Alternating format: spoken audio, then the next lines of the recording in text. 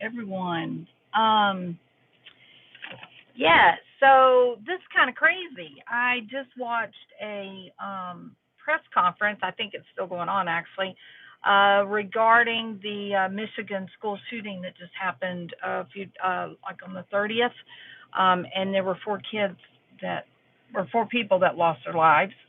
And so this was a school shooting, a kid, right? He ended up receiving a handgun as a gift from his dad on November 23rd. 1 week later to the day, he goes into a school and shoots a school up, kills four people.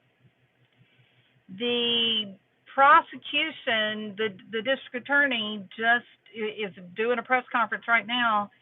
She has charged the mother and the father with involuntary manslaughter. What do you think of that? Isn't that amazing? I don't have an opinion. And this will be one of the few times that you have ever seen me stumped, right? So the the circumstances of the firearm are going to destroy this mom and dad. They're gonna be found guilty if it goes to trial. They're, because of the circumstances, they're gonna end up going to jail.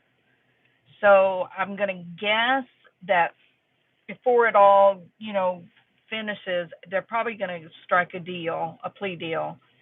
Um,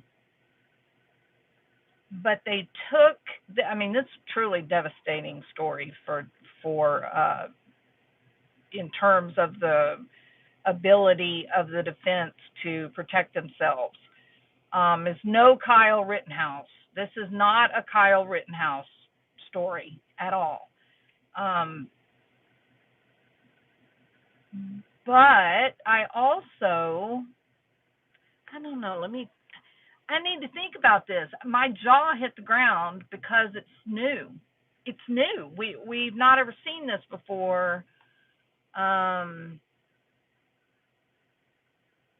So the kid gets the firearm. It's illegal for him to own a firearm. The dad purchases it, but the son is with him when he purchases it, and then they go on Facebook and they say, "Oh, here's my new present, my new Christmas present." So they're going to lose on that point, hands down. They're going to lose because the mom also posted about her son's present.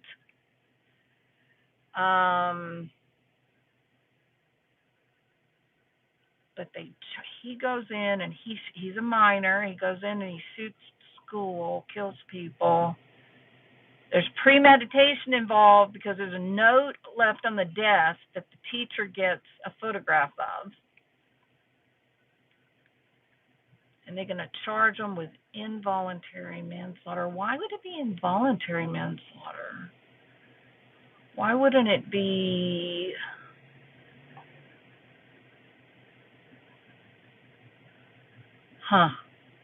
Wow. It's crazy. It's going to be a crazy story. You know what I'm going to be listening to tonight, right? I'm going to be over in Scott Reich's channel. This is very, very, very interesting. Wow. I will say this: the district attorney was incredibly nervous. I don't know, she had her hair. She had a little piece of hair in her mouth or on her lips. Something around her mouth started bothering her, and so she was trying to get off whatever was, bother. Like she kind of acted like maybe she had a hair in her mouth. But man, her hands were just trembling, right? But you think to yourself, you're not accustomed to being out, on the news, right? And now you find yourself the focus of a huge news story with the whole school shooting, gun rights, coming on the heels of the Kyle Rittenhouse deal involving a minor with a gun. That's the only parallel, truly. That's the only parallel, that they're both minors, they both had firearms. From there, there's no parallel. But you listen, because the people that are against the Second Amendment, they're going to work really, really hard to try to portray Kyle Rittenhouse as this kid, this obviously mentally ill kid that went to school and shot up his classmates. They're going to try to make Kyle Rittenhouse that. He is not that. He was being chased down the street by a mob of people. He took many evasive actions to try to avoid a physical confrontation. And he did not fire until he had been physically, assaulted. So it's a different it's a different situation completely. But man, this is going to be a huge story to follow. I do completely believe they're going to make a plea deal. If they don't, they should, right? If they end up not doing a plea deal, that's going to just reflect stupidity, truly. But what an interesting concept, right? Because, that is an interesting concept. Where will it stop? If you hold somebody else responsible for violent, aggressive behavior, and in this case it's the parents, then will we end up holding parents responsible if your child beats up a kid at school, or if your child accidentally kills a teammate or a baseball player or whatever by accidentally hitting them in the head with the baseball, causing an aneurysm? I don't know. It's really curious. This is a very interesting. I'll say this too, as I'm thinking through this live. I have not, literally, the press conference is still going on. So I think about Alec Baldwin and the movie Rust.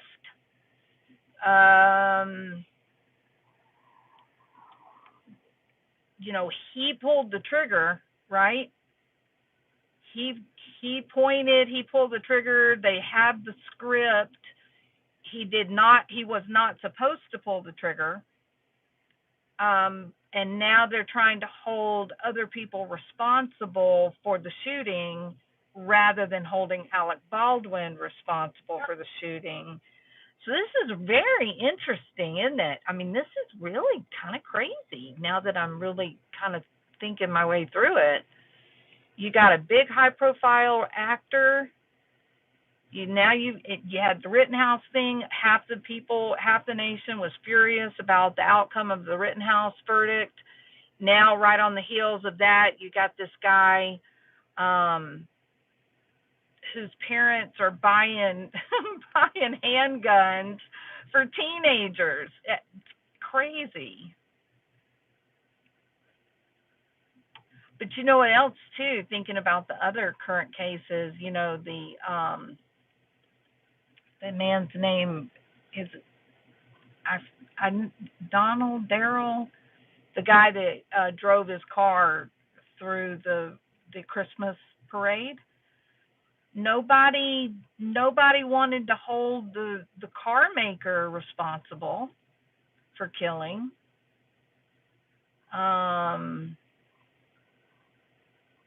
Or what about this idea? Here's a thought. You know how they said that he had gotten into a argument with maybe a girlfriend, and had been involved in a stabbing immediately before, like he was just trying to get away and found himself in the middle of this, which I don't believe the story. The story's silly.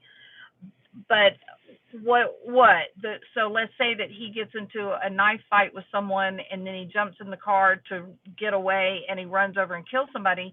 Now are you going to hold the person you got in the knife fight with, are you going to hold them responsible? You're going to charge them? On the other hand, playing devil's advocate, what the hell did the parents think was going to happen? Right? You got a mentally disturbed child, teenager no less, and you make a big deal out of taking them and buying them a handgun. Isn't it illegal for them to own a handgun in Michigan? Yes, it is. It exactly is. So what the hell were the parents thinking? They're buying him a dangerous weapon, easily concealed. When you drop it in your book bag, nobody knows you've got it, right? Easily concealed. You're teaching your child that rules are not for them. Rules are just made to work around. So it's illegal for this kid to own it. It's illegal for this kid to buy it, but that's okay because dad will go buy it and bring the kid with him. And just to snub your nose at the laws that are designed for safety, you hand your kid the weapon before Christmas and say, here's your Christmas present. What? So this family is not teaching this kid anything. What makes us think they're going to teach this kid gun safety, just basic gun safety? What makes us think that this family is going to teach this kid how to resolve differences in a non-violent manner? What makes us think that this family is going to teach this kid how to manage his emotions so that when he gets bullied, he doesn't pull his firearm out and shoot? You see my point? You raised your kids in a home where you're just going to do whatever you want to do because you are entitled by God.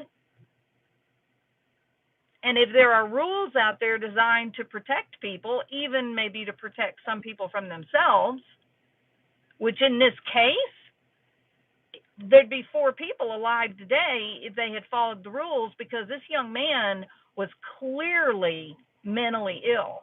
The facts of this case are going to come out, and they're going to reflect he was having at least some types of symptoms of psychosis, whether it's schizophrenia or whether it was a bipolar thing or maybe severe depression, because you can get you can have disruption in thought, you can have some sensory disruption when you get badly depressed or highly manic.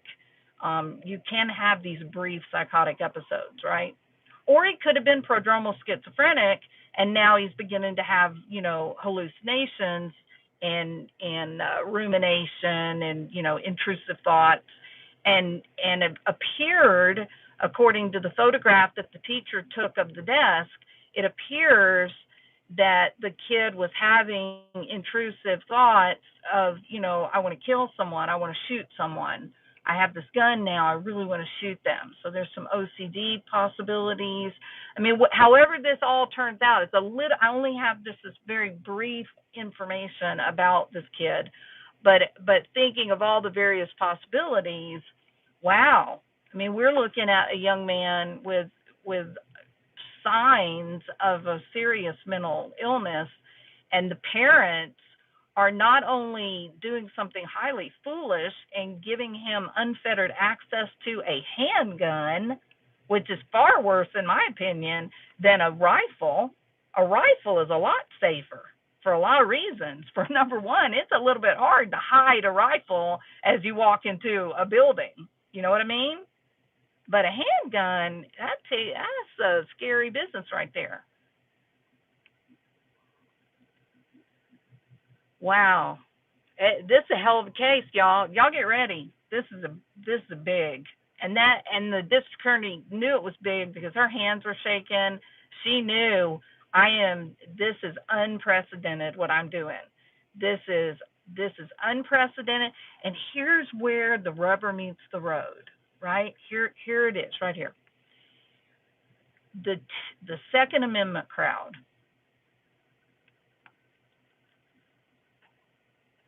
what position do you think they're going to come out on here? I think they're going to side with the district attorney. Given the facts of the case, I think the 2A proponents are going to come out and say the parents are 100% in the wrong. 100%. They abdicated their authority and their responsibility of not only raising responsible citizens, but providing effective oversight to a minor that they're tending to their business, right? So, yeah, that's where we are. Very interesting, right? Very, very interesting. Horrifying, heartbreaking. I'm always a little, not a little bit, very. I'm always careful about these types of stories because there's nothing good about the death of kids or people or gun violence or anything like that. Nothing good about that. But at the same time, you get a story like this and it's really, really interesting. The discussion of the theoretical discussion about it is very interesting. So, yeah, it's not the same thing as saying that it's a good thing that this happened. It's interesting because it's unprecedented, it's new, and I got to tell you, for all of my support for the U.S. Constitution,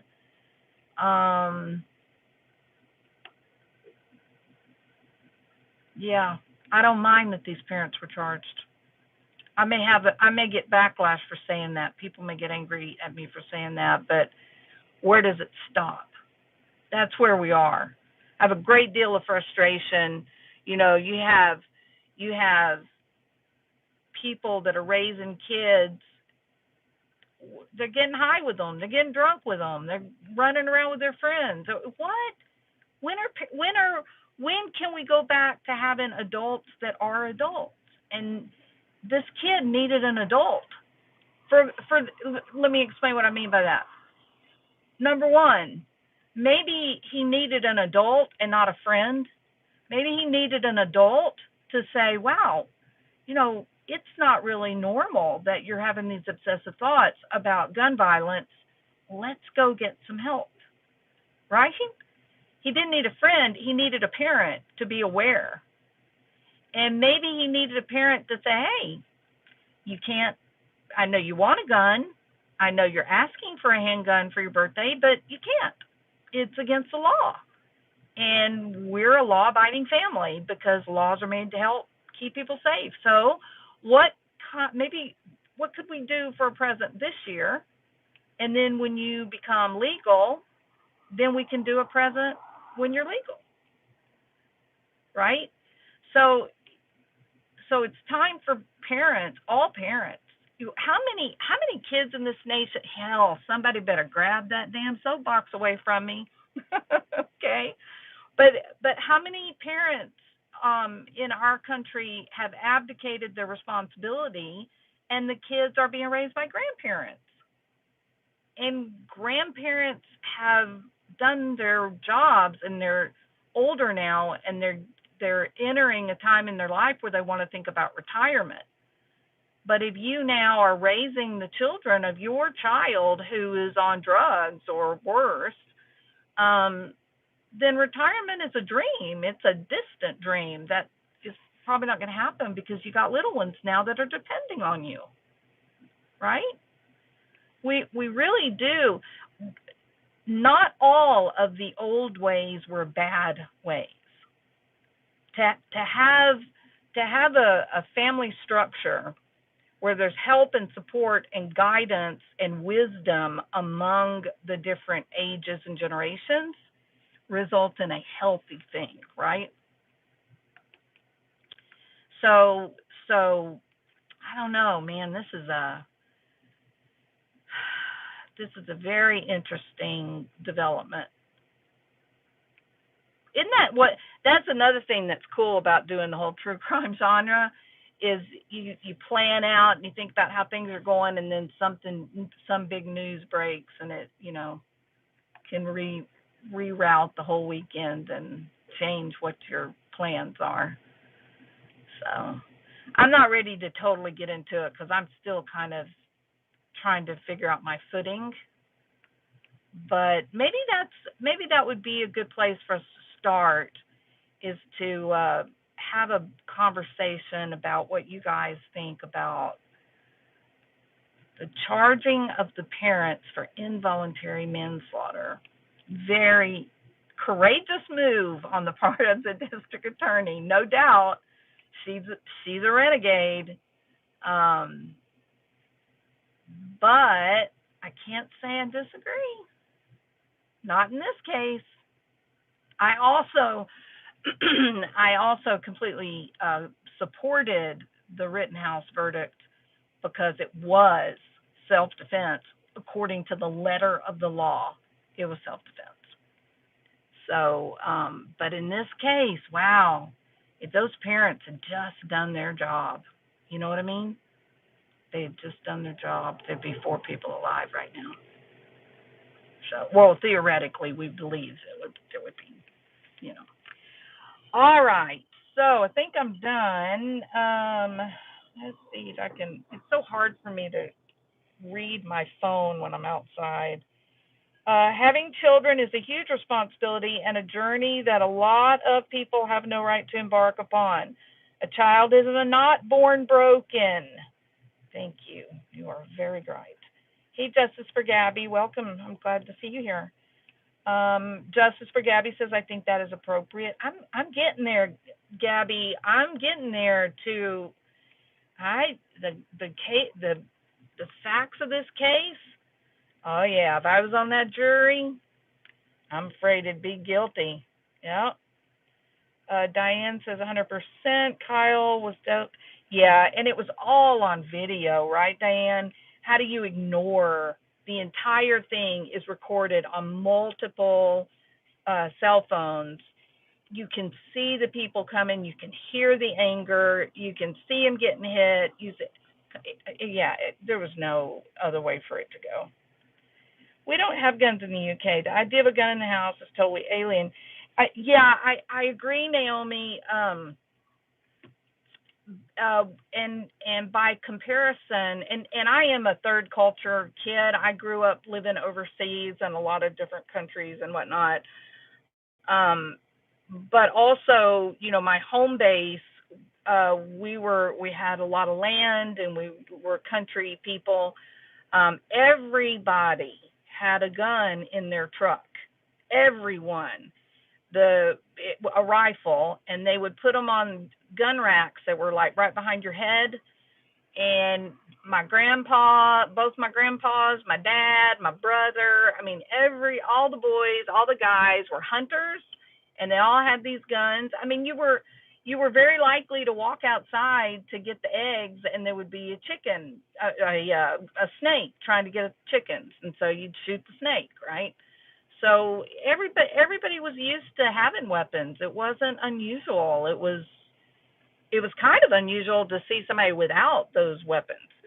But it was also drilled into our heads: gun safety, gun safety, gun safety, gun safety. You never ever saw a person aim a firearm at another person or at an animal, unless it was like a deer or whatnot.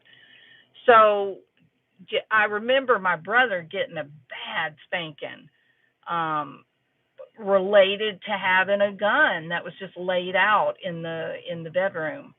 Boy, my dad just he lost it. He was like, absolutely, that is how bad things happen. People get killed.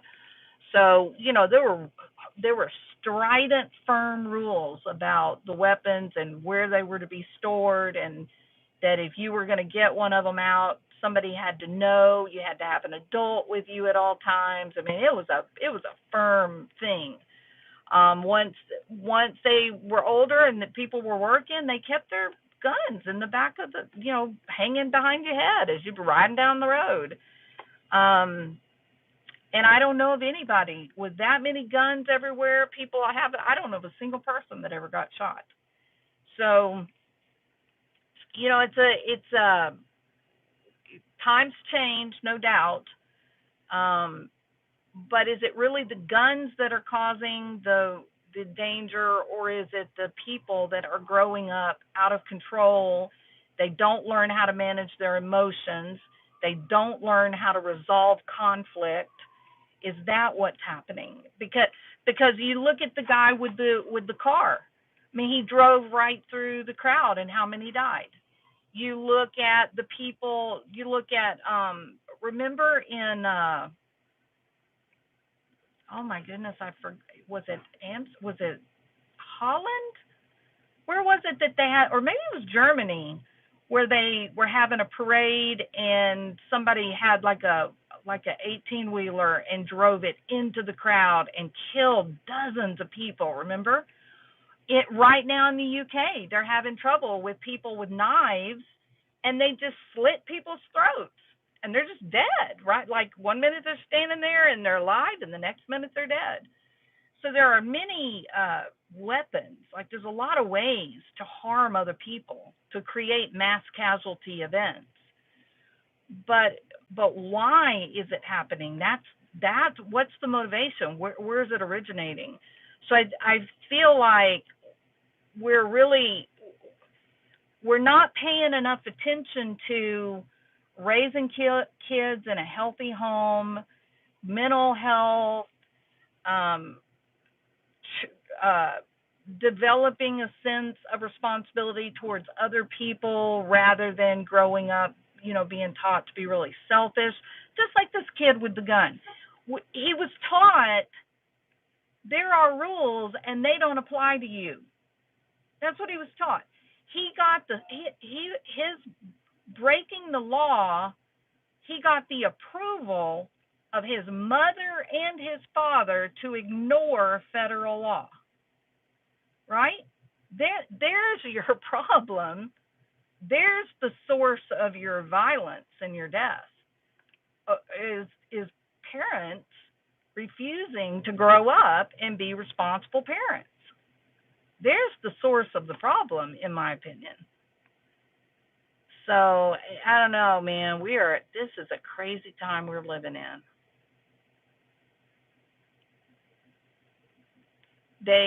One of the things, I took a class when I was getting my PhD. I took a class on religion and culture, and it wasn't a class like seminary worship. It was about the cultural significance and influence of organized religion. So it was many different types of religion. I mean, we talked about a lot of different things, including Wiccan. That was a really interesting part of the class that I really enjoyed because it was so different than anything I'd ever, thought about. One of the things about religion, organized religion, is that it centers people on their community and it gives them an identity, right? So you know that you're known. And when you're known, then you're less likely to do things that would bring you embarrassment or shame. It will also, with identity, becomes an awareness of influence, that you think to yourself, everybody knows who I am, everybody knows who my child is, and therefore I'm not going to allow my child to break the law or to go get drunk or to go do these embarrassing things because I don't want it to come back and reflect badly on me or my business or my work, right? So that is actually one of the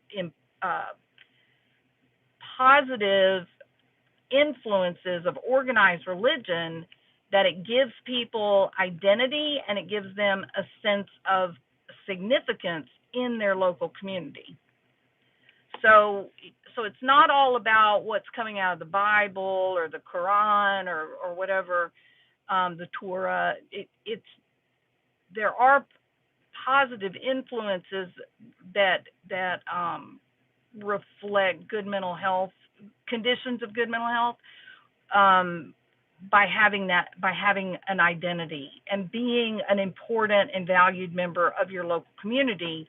Those things are healthy for you and for your family.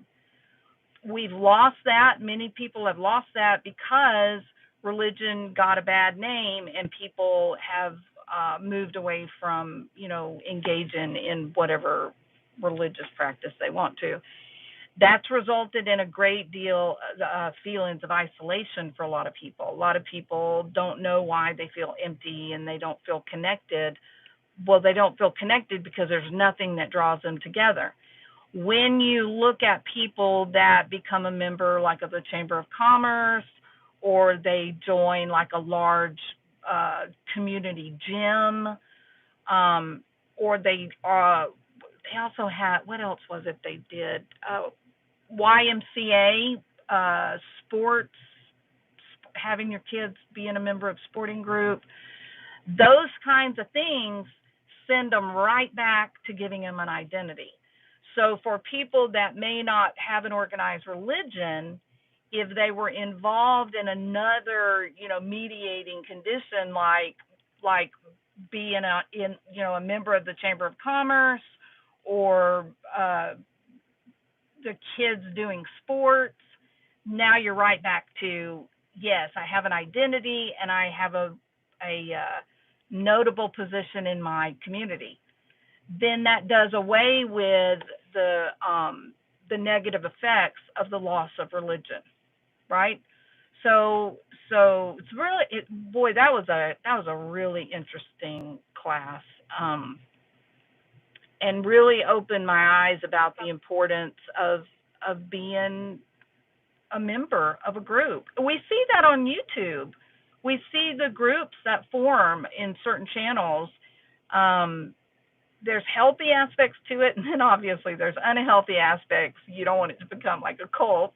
You don't want to just follow blindly and refuse to have good sense and rational thought. But yeah, the need that we have, we are herd animals, no doubt. We are no different than cows or horses, in that we do better, we're healthier when we have an identifying group, So the question is, who's your identifying group? And with the loss of the community church or